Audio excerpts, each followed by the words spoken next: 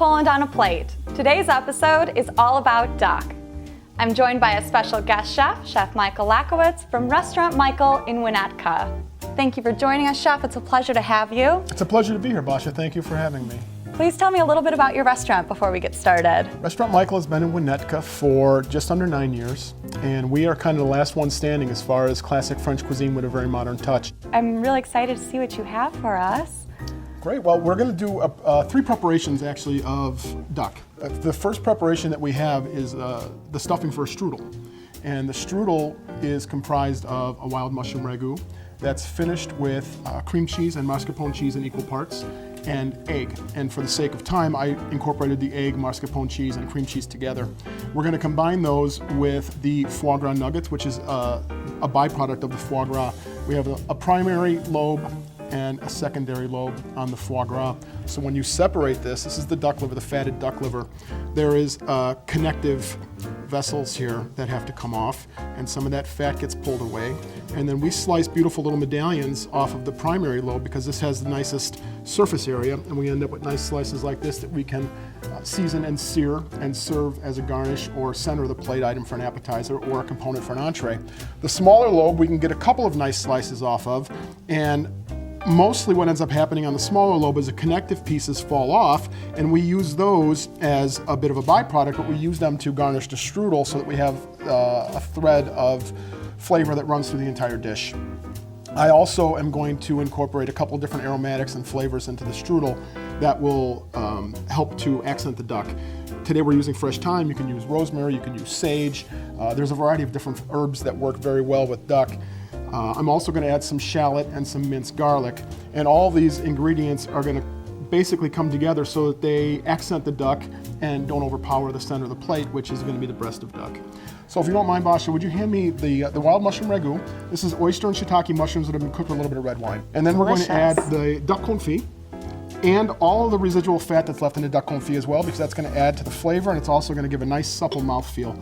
And then we need some shallots and garlic that have been minced finely, and we're going to finish up with a little bit of fresh thyme. What we're going to do here is we're going to mix this not too aggressively, but fairly aggressively, just to get everything put together so that we have a nice binding happening between the wet ingredients and the garnish ingredients, which would be the mushrooms and the duck confit. And again, like I said, the last item that we're going to add is the foie gras, so we're going to go ahead and season with a little bit of salt and white pepper. So we're using kosher salt. And kosher salt has a nice texture. It also doesn't have any iodine, so it doesn't really overwhelm the product that's being put on. And the white pepper, that's for more aesthetics? White pepper is nice because it's a little bit more delicate. It's not quite as assertive. It's basically peppercorns. White peppercorns and black peppercorns are the same. Yeah. Black peppercorn has the hull intact, and the white peppercorn has the hull removed, and then it's finely ground. So it's a little bit more delicate for this style of cooking. And you just have to be very careful with the amount of seasoning that you add to the stuffing, because duck confit is cured, and it's cured with salt. So if you're not careful, you'll have a tendency to over-season, and when it's cold, it's going to taste a little less seasoned or muted compared to when it's served hot. So you have to be a little bit attention has to be paid there. That's a really great tip. So make sure that when you're seasoning this, you almost under-season it slightly so that when it comes out and it's warm, it'll be perfect. Exactly, because a lot of the flavors from the duck confit are going to be present much more forward when they're warm and when they're cooked with all the other ingredients. So now that we've added the salt and pepper, we're going to mix one more time. Basha, would you hand me the foie gras? This is the last item we're going to add before we finish with the truffle oil at the very end. So this is the foie gras pieces, and these are the pieces that are found in the smaller part of this liver. We slice medallions from the larger part, and we have all the byproduct coming from in between, the connective tissue and some of the pieces that fall off when we're cutting it. And we use those pieces after they've been cleaned of any kind of connective tissue or veins, and we add those in when they're chilled to the stuffing, and then that stuffing ends up taking on the flavor of the foie gras, and it also has the beautiful texture of all these different garnish ingredients that are in there, foie gras being one of them. I like that you're using, there's no scrap pieces, like you're using everything exactly, in from the nose to the tail. We use 100% of the animal, including the bones, which we roast and then we smoke and finish a duck stock to make the juice that we're going to finish at the end for a final presentation. Right. So after you've added the foie gras, you want to fold more than mix, because you want to make sure that you can, as I said, maintain the integrity of those foie gras nuggets, because that's part of the beauty of this dish, and you'll see it when we cut into the strudel. Now the last ingredient we're going to add is a little just a little squirt of truffle oil, because truffle and duck just works beautifully. That's like one of my favorite things in the kitchen. And that's the most aromatic part of this dish, as a matter of fact, and it gets a little bit more prominent as it starts to cook and it releases some of its essential oils. Beautiful. And truffle oil, just like extra virgin olive oil or hazelnut oil or walnut oil, is a finishing oil. You never want to saute or cook with truffle oil, but you can finish with it and it has a beautiful flavor note. So this is the stuffing. We have to let this sit for about 15, 20 minutes, even up to an hour. I hold it for a day after it's made. And what we end up with is all the ingredients kind of come together, and rather than being cream cheese with different ingredients, it becomes this, again, the word that I use is an amalgamation. It's more of a homogenized mixture. So this turns in That's exactly this. right. It just darkens because of the mushrooms and the wine that's in the mushrooms and all the other ingredients that are incorporated, and we end up with a little bit darker version of that. And now what we're going to do is we're going to layer filo dough with some clarified butter, and clarified butter is simply butter that's brought up, just solid butter that is from your fridge that you bring to room temperature, and then you melt slowly and you allow the milk solids to separate from the oil, and the oil is exactly what we're going to have here that we're going to spread over the filo dough. It's going to hold as glue in the beginning, and in the end what it's going to do is it's going to allow it to baste and roast itself in the oven. So we're going to use a piece of parchment paper and we're going to use that to roll. So we're going to start with, and when you're taking this apart, if you don't mind, Basha, helping me out with this. Yeah. When you're taking this apart, just be careful that you're as gentle as possible, and just hand them over to me and I'll lay them down and we'll butter them and layer. Okay. Filo dough is a little tricky to work with because it is very delicate and it is paper thin. The only layer that matters is the first one that you lay down, because that's going to be the show side. So just gently brush a little bit of butter. And if you get a couple tears along the way, you have Doesn't so many matter. layers, it'll hold it They're together. going to repair themselves in the oven. Nobody's going to know where those tears are except for you and I, and we're not going to tell anybody. It's our little secret. That's correct. It's almost hard to tell if I have just one or two sometimes. And It if is you so do have thin. two, you'll be able to tell once you lay it down, because the layer that's connected to the butter on the bottom is going to stick, and the other layer that is not connected with butter is going to lift right off. Oh, that's great. So you have a little trick to tell if you're doing It's it a right. fail-safe, yeah. Because I'll tell you right now, a lot of things get away from me. All right. All right, this is number 3. And this is something that you can find in the grocery store. In the freezer frozen. section, absolutely. You just let it thaw out. Absolutely. Another nice way to work with this clarified butter is if you have it warm That enough. might be two. No, that's just one. You're okay. This is number 4. If you have it warm enough, you can put it into a little spray bottle, like a misting bottle, and you could spray instead of trying to use That's the brush. fun. The only problem is you have to keep it warm, otherwise it gets solid and then it doesn't spray anymore. So if you're doing a lot of it, that's a good way to go. If not, this works just beautifully. I lost count. This is the last one. And Cover this guy up. this is the most important layer of butter, because as I said, this is going to act as glue for the next part of this procedure. Now we're going to take that mixture that we had chilling. And this was the same thing that we just made before. We let it kind of combine, all the flavors meld together. Now we're just going to form that into a little bit of a log that is going to span across the width of the pastry. And this is the that we've hands layered. portion of the preparation. That's absolutely correct. And if you don't get your hands in it, it's probably not going to taste as good. This is where you add the extra love to the dish. That's right exactly here. right. And you're putting it on closer, it looks like, to one end. It's closer to you. You want to pull it closer to you, because what we're going to end up doing here is we're going to fold it over itself. And now you can use the paper to pull the pastry over the top of the stuffing, and then you want to tuck the pastry underneath the stuffing, and you're going to roll. And as you can see, what's here is the clarified butter that's going to allow the pastry to stick all the way across the expanse of the roll. We're gonna need more. And then we're going to finish this with clarified butter, and as you can see here, the seam is up, and that's where we're going to add the butter. And this is going to glue everything together, because once the clarified butter becomes chilled, we're going to put this in the fridge for about 15-20 minutes. And once the clarified butter chills, it becomes solid. And that holds everything together. So then it's not going anywhere. You don't have That's to worry correct. about it. Right. Yeah, you really don't have to babysit this once you get going. And once it's in the fridge, it's solid as a rock. I like that you do need to have it chill, so you can almost do this ahead of time and You then could do pop this the it day in the before, oven sure. right before you're ready for Absolutely, and the dinner. flavors actually come together much nicer overnight. So really, to do this the day before is a nice convenience, because it's already done before your guests arrive, and you don't have to worry about, if you make a mistake, you can always catch up and do it again. So now what we're gonna do is we're gonna draw that paper tight, and we're just gonna roll it. And each quarter roll, you just wanna smooth it out so that all the filling goes to the sides and to the ends, and it's evenly distributed. At this point, you're gonna throw it in the fridge on a baking sheet or a cookie sheet, and you're gonna let it sit in the fridge and let it set for about 15-20 minutes. It'll facilitate easier slicing. But in this case, what we're gonna do is we're gonna go ahead and slice it now. We have a cookie sheet that's been lined with parchment paper, and we can get about 8 portions from one log if we're gonna use it as a garnish, which is exactly what we're gonna do here for a final presentation. Or if you wanna use it as an appetizer, you can cut them a little bit larger and serve 6 people. This is going to be a very rich dish too. It so is as an extraordinarily appetizer. rich. Yeah, you want to drink a little bit of red wine with this because that crackling you hear, that's your arteries. So we're going to put this cut side down, and don't worry if the paper starts to roll off because that doesn't really matter. It's protecting the pastry, and that's really its only function at this point because once we've rolled it, it's already done its job. Now we're going to pop this in the oven at about 375 degrees for 8 to 10 minutes, depending on your oven and if it's convection or conventional. If there's a fan, it'll cook a little bit less time in the oven. If there is no fan, it'll take a little bit more time.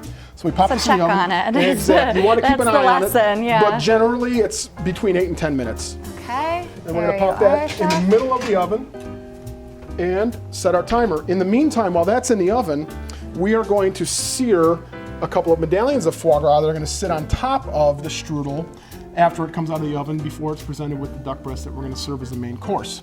So we're bringing a lot of these same flavors through the dish. We have components of the foie gras and the duck kind of interspersed in all the different layers. And so now we have a common thread that runs through the entire dish. It's duck 3 ways, which is perfect. So what we've done is we've gone to medium-high heat. I use a Teflon or non-stick pan here just because we need to be able to get a lot of these sauteed at one time in the restaurant. But at home, you really don't need to use a Teflon pan. And it'll work beautifully in a pan or skillet that's been seasoned, like an iron skillet. It works great because you have a great dispersion of heat, and it transfers heat very nicely. So the heavier the bottom of the pan, the more even the cooking is going to be for the foie gras. So these are the medallions of foie gras that we cut from the primary lobe of the liver, and we chill them so that they're solid. And because it's about 85% fat, they get solid pretty fast, and they get really solid, and they don't really soften. So what you're going to want to do is warm them slightly just in the palm of your hand so that they become tacky, and that the seasoning that you're using, same seasoning as we use in the stuffing, the salt and white pepper, kosher salt and ground white pepper, adheres. So even when you turn it over, it's not falling all over the place. And you can actually over-season at this point, because what we're going to end up doing is losing a lot of fat purge in the pan, just due to the nature of the fat versus protein content in the liver. And you'll still have a nicely seasoned piece of liver at the end. All right, so under-seasoning the stuffing, over-seasoning. Over-seasoning the liver, because the liver is going to lose a lot of the seasoning in the pan because of the amount of fat that'll run off, which is you're about to see right now. I like your technique with the pepper. You have to, because it's so coarse, the salt, you have to almost have it rain, and the white pepper has to snow. Because it's so fine, you'll end up with a big mouthful of white pepper, which is not really pleasant when you're enjoying such a delicate dish. So the pan you actually want to start to begin to smoke, because if it's not smoking, it's not hot enough. If your pan is not hot enough when you're searing foie gras, it'll boil. It releases moisture into the pan and it doesn't sear, and we want to sear. So try and choose the nicer side of the two for the presentation side, and that'll be the side that goes down first. If you hear sizzles, you're on the right track. And you don't want to put them too close to each other. You want to make sure that you maintain a little bit of distance between them so that you don't have, again, steam and moisture accumulating between the pieces. And now what we're going to do is we're going to let some of that fat run away, because that's all we're going to do is flip. And as long as that fat has run away, you're not going to end up burning yourself with fat splashing up on your arm. At this point, we turn the heat off about 10 seconds after you flip it, and let the residual heat of the pan finish it on the other side. You want to serve this rare, because anything beyond rare and it becomes chewy or tough. You want to make sure you keep all that fat right in the forefront. And now we're going to let that sit for a minute. Now, when the strudel comes out of the oven, Basha, we can actually put the foie gras medallion on top of the strudel, and the heat of the strudel will warm the foie gras perfectly, and it doesn't have to be heated again. So those are the first two components for the dish that we're going to finish up in the next segment. Great. So we're going to wait for our strudel to finish cooking in the oven, and when we come back, we're going to finish our trio of duck with our seared duck breast.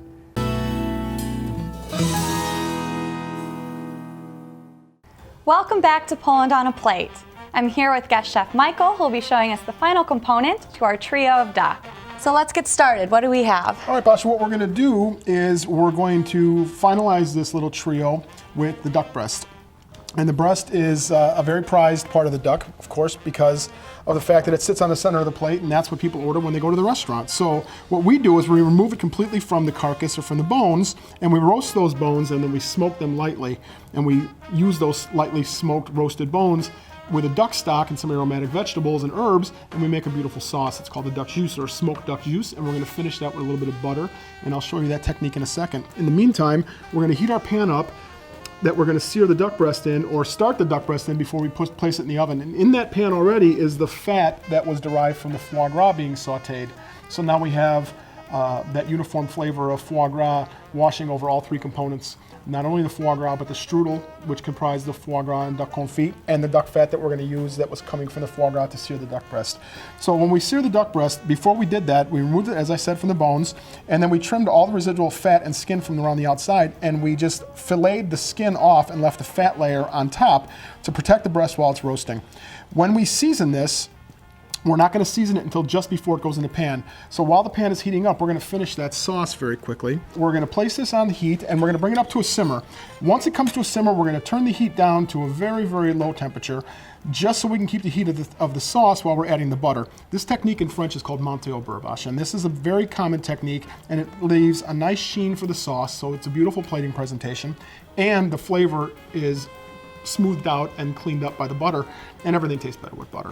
So what we're gonna do is we're gonna heat this up, and once it's come up to a simmer, as I said, we're gonna turn that temperature down, and we're gonna add the butter. This is unsalted butter, or sweet butter, and this is done to taste. It's almost like a seasoning technique.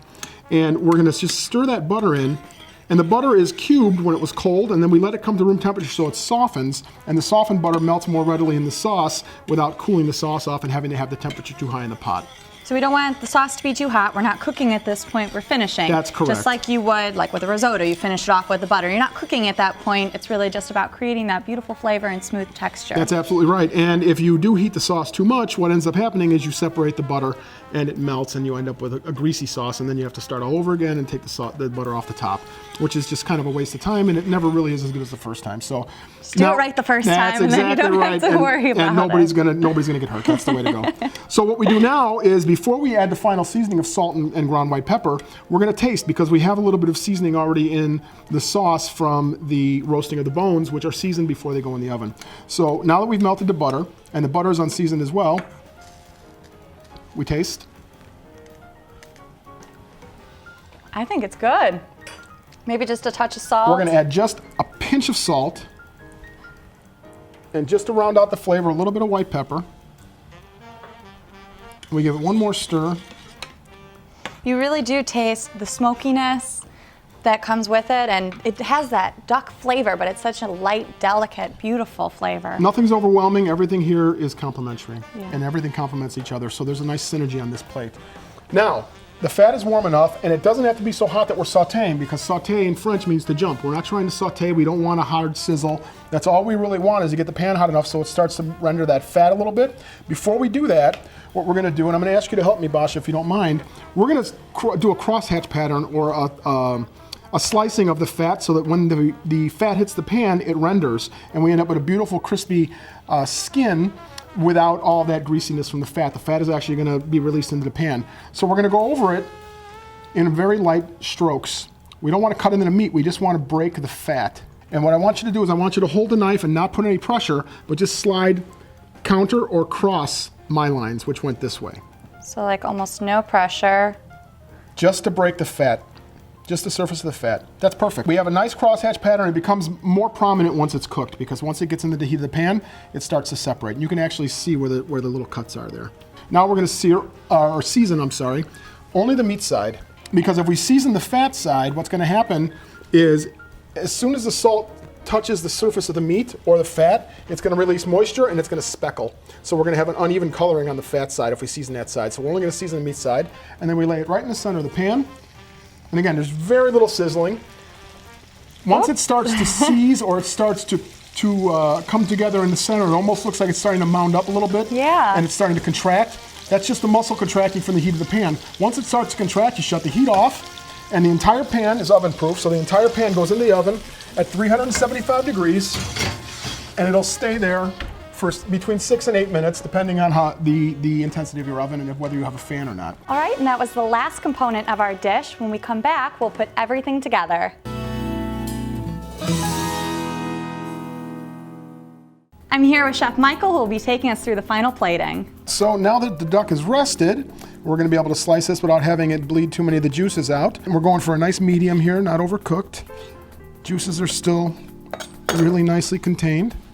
And now we're going to put our strudel on the plate, and we're going to top that with a nice piece of seared foie gras. Then we have some cabbage. It's confit cabbage that's been cooked in duck juices or duck fat, and a little vegetable garnish. And then we're going to fan our duck right over the top. Beautiful. Of the cabbage. And we press a little bit so everything stays in place. And then in the sauce, the traditional garnish or accompaniment for duck is some dried fruit. In this case, we're using dried mission figs that have been pickled. Always an odd number. 3 or 5 looks better than 2 or 4. And we're going to put a little juice right over the top. And then a little bit on top of our foie gras and strudel. And then we're going to top that off with a little fried lotus root chip and some fresh thyme. And that's the dish. That looks incredible. Thank you. What a beautiful way to present duck. It was a pleasure to be here. I hope everybody enjoyed. Bon appetit. Or as we say in Polish, smacznego. You can find recipes from today's program on our website at polandonaplate.com.